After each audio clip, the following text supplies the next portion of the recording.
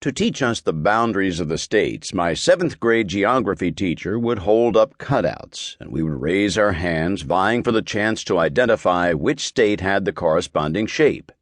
How we distinguished Wyoming from Colorado, both rectangles, eludes me these many years later. Maybe she just didn't include them. After all, how much value is there in knowing which rectangle is Wyoming and which is Colorado? Later in life, I came to realize that there is value in learning about the borders of Colorado and Wyoming, but that value resides not in knowing what their shape is, but in knowing why it is.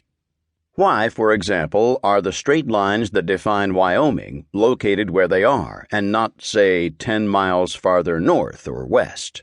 Far more knowledge results from exploring why a set of conditions exists than from simply accepting those conditions and committing them to memory. Asking why a state has the borders it does unlocks a history of human struggles, far more history than this book can contain, though this book does aspire to unearth the keys. Consider for a moment the cluster of states composed of Maine, New Hampshire, and Vermont. Why don't those states extend to their natural boundaries, the St. Lawrence River and the Atlantic Ocean? How come Canada got that land? Why does Delaware have a semicircle for its northern border? What's at its center, and why was it encircled?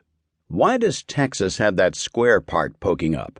And why does the square part just miss connecting with Kansas, leaving that little Oklahoma panhandle in between? The more one looks at state borders, the more questions those borders generate. Why do the Carolinas and Dakotas have a North State and a South State? Couldn't they get along?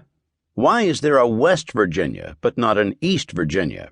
And why does Michigan have a chunk of land that's so obviously part of Wisconsin? It's not even connected to the rest of Michigan.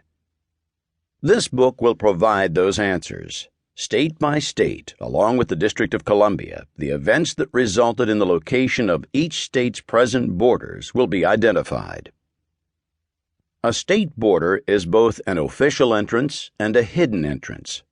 The official entrance is the legal threshold to a state, but its hidden entrance beckons us to the past. Here at the state line, we can come in contact with struggles long forgotten and now overgrown by signs saying things like, "Welcome to Kansas. Please drive carefully."